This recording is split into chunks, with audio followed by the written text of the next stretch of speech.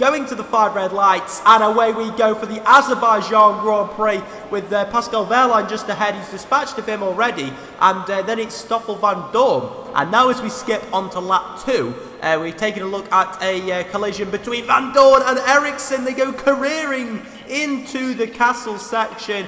Hamilton's going to try and make it move, but he goes a little bit too deep, so Giovinazzi tries to get the sort of the switchback move, and Hamilton cuts it deep, and he goes into the wall at turn 8. Nothing Giovinazzi could do about that, so Giovinazzi had to limp it back to the pit lane and fit a new front wing. Fortunately, of course, the safety car is out. Ocon goes wide into turn 15, and as we go towards turn 16, Giovinazzi up into P7. Vettel takes victory in Azerbaijan, and it is P6 for Antonio Giovinazzi as he comes across the line. And there you can see he's actually in P5, so someone must have had a penalty. What's up, guys, and welcome to round number 9 of the F1 2017 Road to Ferrari career mode. It's been a while since the last episode, but we are back now. I'm back at uni, so back into the routine, and we are here for the Austrian Grand Prix today. And there you can see we've got Chris. He's taken us into not the greatest room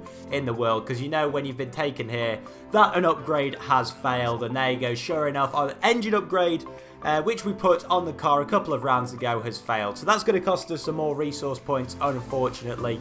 And yeah, we're going to have exactly the same engine as we've had for the rest of the season. So that's 500 resource points. That's what that is going to go towards. So that leaves us with just over 400, I believe. So we can't afford anything else on the car at the moment. In terms of the engine, there you can see we actually fitted a new power unit a couple of races ago, so that should be okay for this race. As you can see, they are all green, and the gearbox is doing all right. It's on 50%, but it's still got to do another 2 races, so that is touch and go.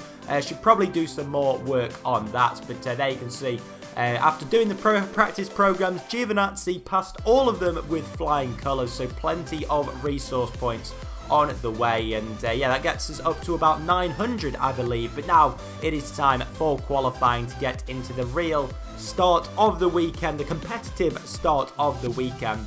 And not going to lie, this Haas car was feeling really, really good this weekend. Obviously, in real life, I believe Grosjean got P6 or P7 around here. So yeah, pretty good. The car is looking around here, and there you can see coming out of the pit lane, it is very, very sunny. A few clouds about, but still should be pretty good. And now you can see Giovinazzi in P12 after his first flying lap, and he got across the line with 1 second remaining to do his final qualifying lap. So through the first sector, he was slightly down. But now going through the middle sector, this is really where the time was being made up. You can see nearly 0.3 of a second up through the second sector. And now coming towards the final corner, around the final corner, making up a lot of time in the final 2 sectors to take 0.4 off his original time. That is P9 on the grid, so one of the best qualifyings of the season. And now we're going to take a look at the rest of the grid for this Austrian Grand Prix. So unsurprisingly, it is the Mercedes and Ferraris occupying the top 4 positions, only 1.5 tenths separating the 4 of them. Then it's the Red Bulls, Massa and Perez, and then Giovinazzi lines up alongside Grosjean to round out the top 10. And now you can see the rest of the field. No real big surprises as you go down the field. There you can see Alonso, Wehrlein, Van Dorn and Ericsson, unsurprisingly, rounding out the grid 3 seconds off the pace. And now it is time to get into the Austrian Grand Prix. There's just 4 points separating Kimi Raikkonen and Lewis Hamilton in the Drivers' Championship. So that is going to be an interesting battle. And Ferrari lead Mercedes by just 5 points in the Constructors' standings. But it is Lewis Hamilton on pole for this Grand Prix. So he's looking to take the championship lead back as he goes into his home Grand Prix next time out. But Giovinazzi and Grosjean having a very, very good battle in the sort of the inter-team standings. So there you can see Giovinazzi, after out-qualifying Grosjean, has taken the lead in that sense 5-4. They have outraced each other 4 apiece at the moment, with their fastest lap going to Giovinazzi 5-3. And now as we take a look at the possible tyre strategies for this afternoon, It's looking like a two-stop. I think most drivers will probably steer clear of the soft tyre because it won't mean that a one-stopper will be possible. But I think we'll see most drivers on that strategy one, which is the two-stopper. But now it is time to get into the Austrian Grand Prix as we go to the 5 red lights here, and away we go in Austria. It's a great start from Giovinazzi. Gets a much better start than Verstappen and Perez, and actually passes Perez into turn 1. But the Force India there breaks a little bit later, and he tries to go around the outside, but it doesn't work for Giovinazzi. He's just going to stick in the slipstream of the Mercedes-powered car, so it's going to be very, very difficult to get ahead of him as we go into turn 2. Now, is he going to go down the inside? He is, and there's a lot of cars going slowly. Felipe Massa has made his way past Max Verstappen, and that is what was slowing the field up. So a little bit of a collision there between Giovinazzi and Verstappen, but I think the FIA have let him off, and Giovinazzi actually makes up 2 positions up into P7, so a very good start from the Italian driver, and Gio will now be looking to get up behind Felipe Massa. But as we look ahead, you can see there's a 5-way battle for the lead. Even Daniel Ricciardo is getting involved, and there's a little bit of a tussle there, and they all tangle up, and now Giovinazzi has got past Massa and is up into P5, so he's almost sandwiched between the 2 cars, and there's been a massive crash now, and that is part of his front wing off, and oh my god, we've got a safety car deployed. And that is the biggest crash we have seen all season in this career mode. Giovinazzi has to get it turned round. Esteban Ocon is out of this race. And my word, we need to take a look at the replay of that so you can see all the top 5 just got tangled up, and that is, I think it's Sebastian Vettel who just got completely sandwiched in the middle of Giovinazzi, and I think it was probably Valtteri Bottas. I'm not sure whether it was him or Lewis Hamilton, but it was one of the Mercedes regardless, and Giovinazzi came off worse. So there you can see on the outside is the Mercedes driver. And there you can just see Vettel turns into Giovinazzi. So, wow, there will be a big investigation going down at Haas. Of course, they do have the links with Ferrari, but Haas will not be happy that the senior team has done such a thing to the Italian driver. So he's had to come into the pit lane. And I mentioned at the start of the race that not many drivers will be touching that soft tyre, but one of them will be Giovinazzi if he is to do a 2-stopper at all this afternoon. So having to pit as early as lap 2. And fortunately a safety car is out, so that should sort of get him back into contention.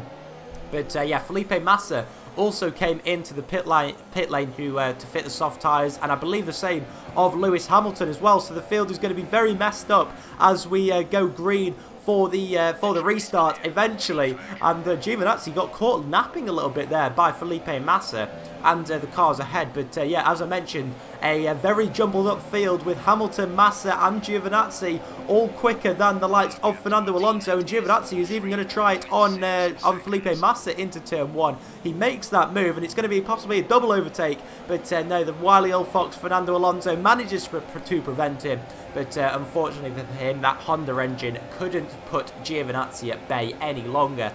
And now he goes purple through sector 1, this Giovinazzi, but a big double lock up there as he tries to hold on to the tail of Lewis Hamilton. Now, where Hamilton is stuck behind Pascal Wehrlein, one of the Mercedes young drivers. So is Giovinazzi going to be able to surprise Hamilton down the inside? This is probably going to be the only opportunity. Hamilton has a slight lock-up, and the 2 of them are going to be side by side almost as we go through the middle sector now, and Giovinazzi just about gets ahead as they go into turn 4. And it looks as if it's going to be a good move, sorry, turn 5, but nonetheless, a very, very good move from Giovinazzi on the Mercedes driver as well, and Ferrari will be thanking him for that. Even though, you know, the 2 of them won't really be getting on at the moment, it looks as if Giovinazzi has also dispatched to Pascal Wehrlein. A little bit of an unfair warning, in my opinion, there, because I don't think there was any contact, or at least any malicious contact. But nonetheless, Giovinazzi up into P15, and it looks as if there is possibly another Sauber. No, it's Ericsson and Van Dorn there, so I'm not sure. Someone is holding up the field, though. And now you can see, oh my word, he's been caught napping as Giovinazzi there. Lewis Hamilton goes right down the inside. And just as Giovinazzi was trying to make a move on Stoffel Van Dorn, Lewis Hamilton has completely caught him napping down the inside of turn 8, and Hamilton also dispatches of the Belgian in the same move pretty much. So Giovinazzi now has a car between himself and Lewis Hamilton, and just when it looked as if it was going so well, while he is now behind the Mercedes driver once again. Fortunately though, he does get ahead of Stoffel Van Dorn and possibly again Lewis Hamilton, but no, it's a massive double front lockup once again, and wow, what a sequence of racing that was. But now as we go on to the end of lap 7, Hamilton has made his way past Hülkenberg, and it's Lance Stroll that's slow, but Felipe Massa does a carbon copy of what Lewis Hamilton did, and Giovinazzi was having none of that. He's gone right down the inside of him, down into turn 9, and that's a brilliant move from the Haas driver up into P14, showing showing no mercy. This race has really, shown that he can get his elbows out, and after that lap 2 incident, he's had to do exactly that to stroll through the field. I don't know why I said stroll through the field. Probably because I saw Lance Stroll on the screen. But nonetheless, Giovinazzi trying to make a move on the Canadian. But he's been slow there out of turn 2. And it looks as if Felipe Massa is now going to have an opportunity around the outside to make the move. But it's possibly a little bit too late as Giovinazzi goes late on the brakes and takes the inside line. Massive lockup from Lance Stroll. Surely he's going to get a very poor exit now off turn 3. And through turn 4, and now as we go into turn 5, Giovinazzi has the inside line and just about gets the move done before they go into turn 6 and turn 7, and that is Giovinazzi up into P13. But unfortunately for him, Hamilton is now a long way down the road, and it looks as if he is going to be out of the question to finish ahead of during this race. Now, Marcus Ericsson, up until now, has had a very, very good race. I do, though, believe he is still on the ultra-soft tyres that he started on. And as we're now on lap 12, it looks as if Giovinazzi is going to make a move down the inside of the Swede. And now, currently, Giovinazzi has Vettel behind him. So, Vettel must have come in for his first pit stop. And regardless of that big lockup, Giovinazzi does dispatch of Marcus Ericsson and is up into P9. So yeah, quite a few drivers have come into the pit lane, hence why Giovinazzi is now so far up the order. But yeah, lap 13, Daniel Kvyat still not come into the pit lane.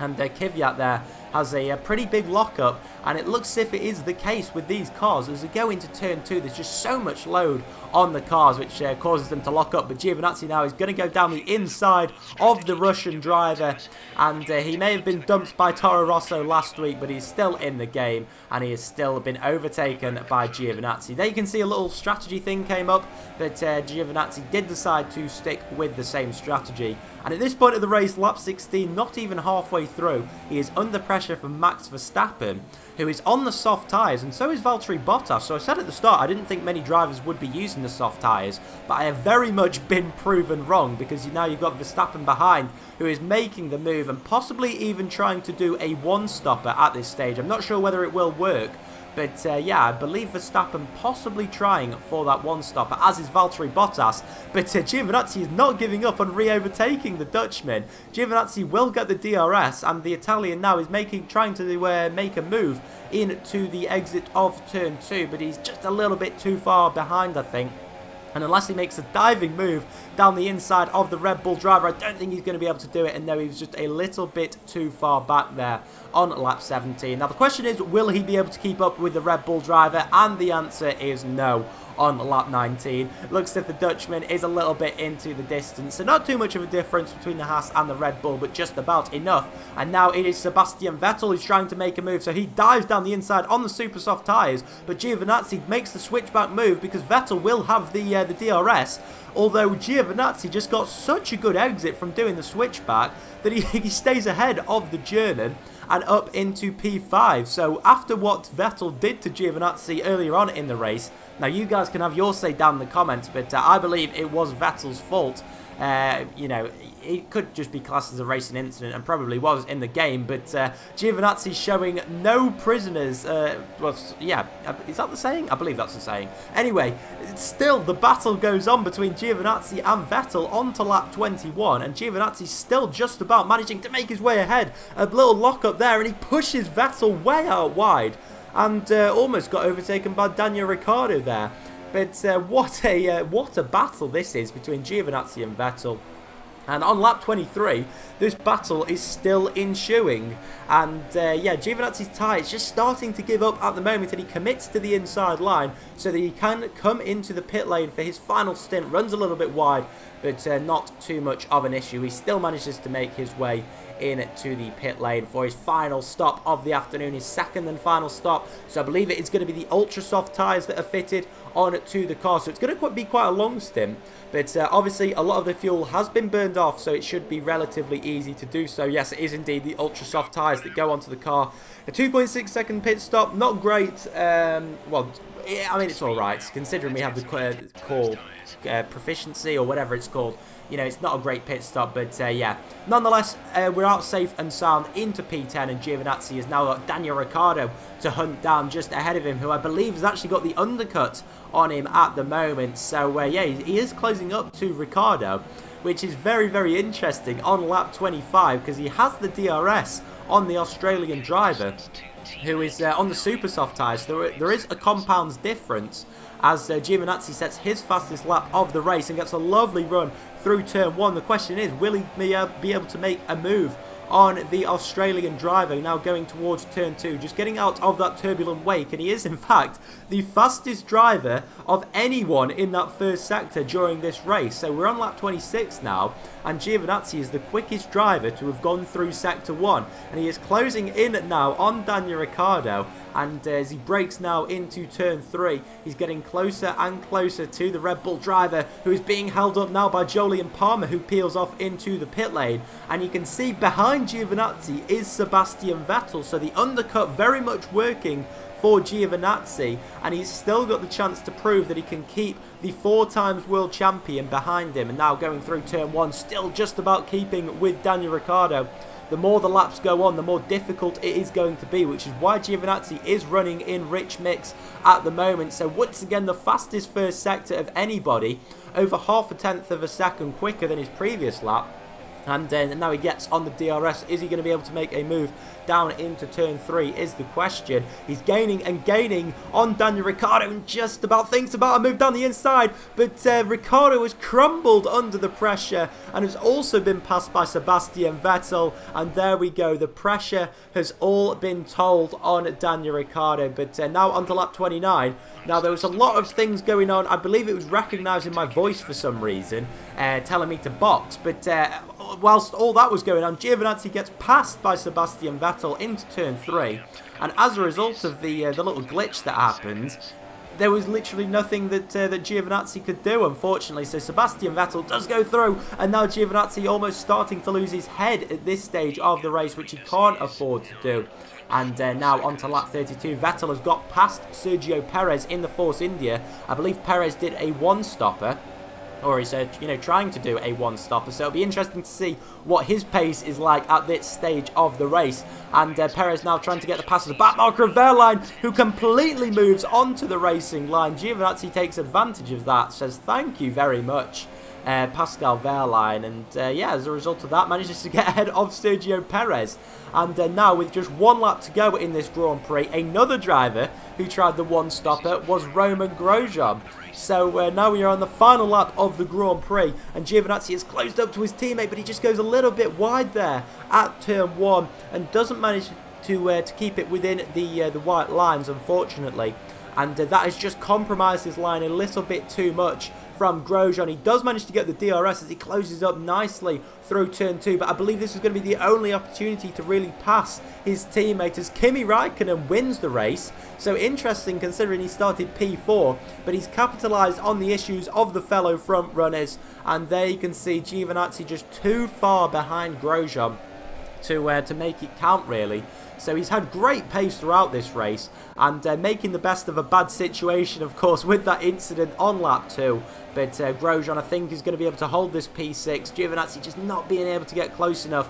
Obviously, with the turbulent air effect being greater than ever in the 2017 season, it's just so difficult to follow in this middle sector. And although there is one DRS turn remaining, I don't think he's going to get close enough. He tries to brake as late as possible, once again outbraking himself. But still, a good few points for Giovinazzi. He will take that P7, and a big points haul for Haas. I believe that's 14 points in the bag. So that's almost equivalent to a single podium, which is pretty good. But there you can see our race winner, Kimi Raikkonen, another 25 points in the bag for him. Lewis Hamilton does, though, manage to make it onto the podium. So a great recovery drive from the Brits, with his teammate Valtteri Bottas splitting the two of them, of course. Not a great race for Sebastian Vettel after the collision between Giovinazzi himself and Lewis Hamilton. But there you can see a very happy looking Kimi Raikkonen extends his championship lead to over 15 points now, I believe, with Bottas clinging on in there. And it will be interesting to actually look at the constructors standings to see whether Mercedes have taken the lead. But yeah, there you can see Raikkonen, Bottas and Hamilton, followed by Verstappen, Vettel, and then it's Grosjean and Giovinazzi. So fantastic for the Haas guys. And it's Perez, Hulkenberg and Stroll that round out the points. So yeah, really, really good, exciting race. If you guys did enjoy it, then do make sure to leave a like down below. And there you can see the DNFers were Ricciardo, Palmer and Ocon. So there you can see Daniel Ricciardo maybe had some sort of brake issues, which is what caused him to have that massive lockup. But yeah, after that he did have to retire from the race. And there you can see the drivers' standings. So Raikkonen leads now by 14 points, in fact, from Hamilton, with Bottas going up ahead of Vettel into third. Verstappen moves ahead of Giovinazzi in the standings, with Romain Grosjean back up into the top 10 again after Ocon's DNF. But as we go into the constructors' standings, there is a 7-point gap now between Ferrari and Mercedes. So it's very, very tight at the top. And Haas are only 6 points behind Force India. So P4 is very much still on the cards as Haas move back ahead of Williams. But guys, if you have enjoyed this race, do make sure to leave a like down below. Catch me in my next video. I'll see you then. Bye-bye.